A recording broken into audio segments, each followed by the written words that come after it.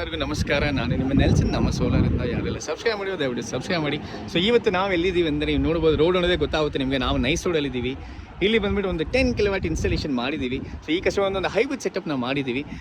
Main ಎಂತಕ್ಕೆ ಬಂದರೆ ನೋಡಿ, ನೋಡ್ಬೋದು ಈ ಥರ ಅಂಡರ್ ಕನ್ಸ್ಟ್ರಕ್ಷನ್ ಪ್ರಾಪರ್ಟೀಸ್ ನೋಡಿ, 1 2 3 ತುಂಬ ಇದೆ.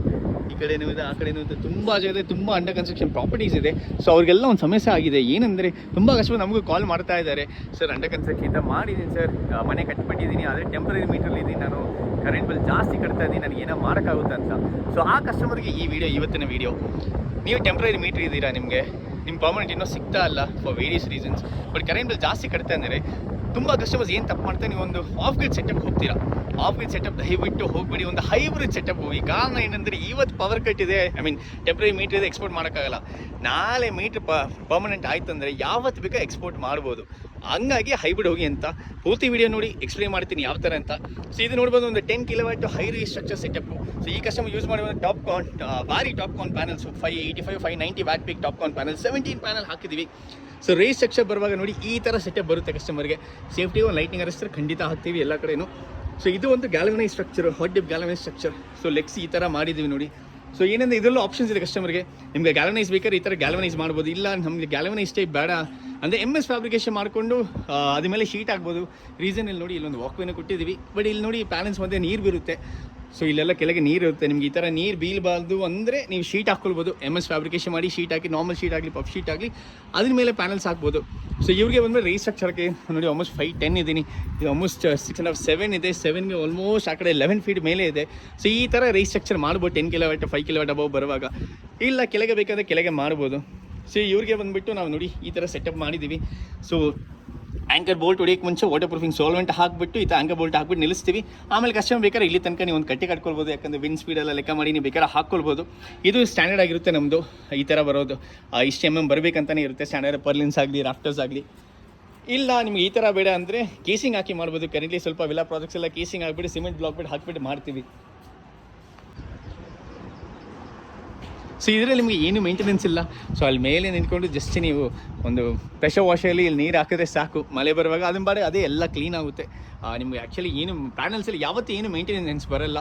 ಇದು ಟಾಪ್ ಕಾನ್ ಪ್ಯಾನಲ್ಸು, ಇದಕ್ಕಿಂತ ಅಡ್ವಾನ್ಸ್ ನೋಡಿ. ಸಾರಿ, ಇದು 595 ವ್ಯಾಟ್ ಪೀಕ್ ಇದು ವ್ಯಾರಿ ಪ್ಯಾನಲ್ಸು. ಸೊ ಇದಕ್ಕಿಂತ ಅಡ್ವಾನ್ಸ್ ಟೆಕ್ನಾಲಜಿ ಬೇಕಾದ್ರೆ HJT ಪ್ಯಾನಲ್ಸ್ ಇದೆ, ಲೂಮಲ್ ಅವೈಲೇಬಲ್ ಇದೆ ಕಂಟ್ರಿ ನಮ್ಮ ಹತ್ರ.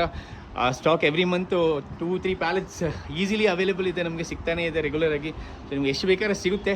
ಸೊ ನೆಕ್ಸ್ಟ್ ವೀಡಿಯೋ ಅದೊಂದು ಶೆಡ್ಯೂಲ್ ಮಾಡಿದ್ದೀನಿ ಲೂಮ್ ಸೋಲಾರ್ ಜೊತೆಗೆ HJT 730 ವ್ಯಾಟ್ ಪೀಕ್ ಪ್ಯಾನಲ್ಸ್ ಜೊತೆಗೆ ಯಾವ ಥರ ಇದೆ ಅಂತ. ಅದು ಒಂದು ಪ್ಯಾನಲ್ ಆಲ್ಮೋಸ್ಟ್ 5 ಫೀಟಿಗೆ 8 ಫೀಟ್ ಇದೆ. ಸೊ ಇಲ್ಲಿ 17 ಪ್ಯಾನಲ್ ಯೂಸ್ ಮಾಡೋ ಜಾಗದಲ್ಲಿ ಒಂದು 13 ಪ್ಯಾನಲ್ಸ್ ಮಾತ್ರ ಯೂಸ್ ಮಾಡ್ತಾ ಇದ್ದೀವಿ. ಅದಕ್ಕೆ ಪ್ರಾಡಕ್ಟ್ಗೆ 15 ಪರ್ಫಾರ್ಮೆನ್ಸ್ 30 years ಕೊಡ್ತಾ ಇದ್ದಾರೆ. ಇದಕ್ಕಿಂತ generation waiting for third month ಬಂದಿದ ಮೇಲೆ ಗೊತ್ತಾಗುತ್ತೆ. ಇಮಿಡಿಯೇಟಾಗಿ ಪರ್ಫಾರ್ಮೆನ್ಸ್ ಹೇಳೋಕ್ಕಾಗಲ್ಲ, ಯಾಕಂದರೆ ಯಾವತ್ತೂ ಟೆಕ್ನಾಲಜಿ ಖಂಡಿತ ಮೇಲೇನೇ ಇರುತ್ತೆ. When we compare with the TopCon, loom will be higher. HJT panels will be higher. I'm waiting for it. Varinallu launch ಮಾಡಿದ್ದಾರೆ, ಕಮರ್ಷಿಯಲ್ ಇನ್ನೂ ಬಂದಿಲ್ಲ. 715 watt pick, we are still waiting for it. So ಈ ಥರ race structure ಸೆಟಪ್ನ ಮಾಡಿದ್ದೀವಿ. ಇದು ಬಂದ್ಬಿಟ್ಟು customer ಒಂದು 10 kW hybrid setup ಮಾಡಿದ್ವಿ ನೋಡಿ, ನೀಟಾಗಿ ಒಂದು ಇನ್ಸ್ಟಾಲೇಷನ್ ಮಾಡಿದ್ದೀವಿ. ಸೊ ಇದೊಂದು 10 kW hybrid inverter. So currently ನೀವು ನೋಡ್ಬೋದು 9,700 800 900 ಆಲ್ಮೋಸ್ಟ್ 10,000 ವ್ಯಾಟ್ ಬರುತ್ತೆ. ಸೊ ತುಂಬ ಕಸ್ಟಮರ್ಗೆ ಅದೊಂದು ನಾಲೆಜ್ ಇರಲ್ಲ.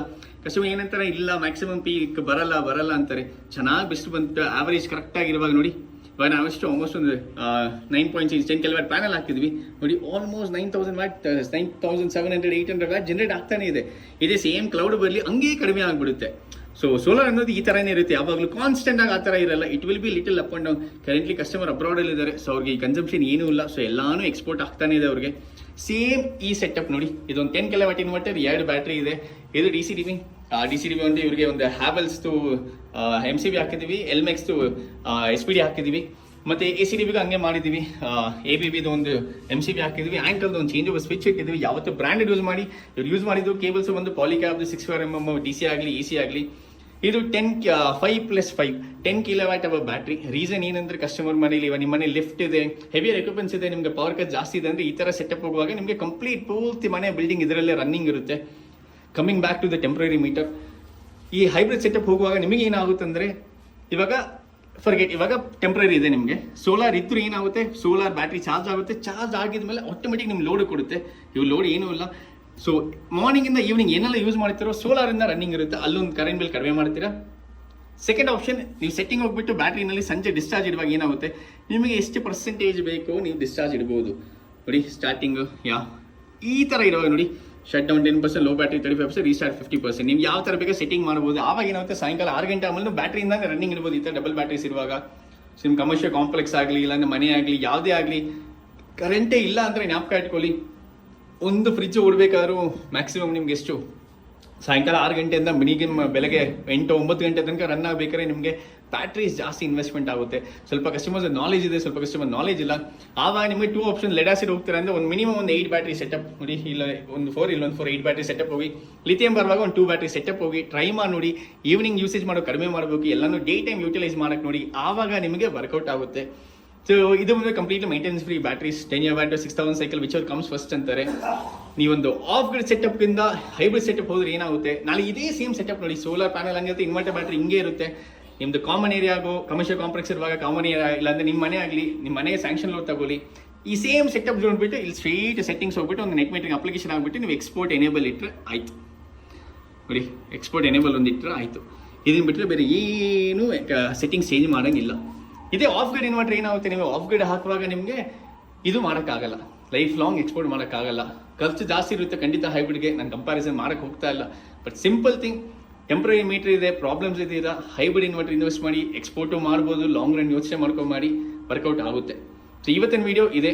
Coming to the next video, ಬೇಗ ಇನ್ನೂ ತುಂಬ ಇನ್ಸ್ಟಾಲೇಷನ್ಸ್ ಮಾಡಿದ್ದೀವಿ, ತುಂಬ ವೀಡಿಯೋಸ್ ನಾನು ಹಾಕಿಲ್ಲ, ಗ್ರ್ಯಾಜುವಲಿ ಎಲ್ಲ ಹಾಕ್ತೀವಿ. ಮತ್ತು ನ್ಯೂ ಥಿಂಗ್ಸು ಪ್ಲ್ಯಾನ್ ಮಾಡಿದ್ದು ಅದನ್ನು ಬೇಗ ನೆಕ್ಸ್ಟ್ ವೀಡಿಯೋಸ್ ಇನ್ಫಾರ್ಮ್ ಮಾಡ್ತೀವಿ. Thank you so much for watching.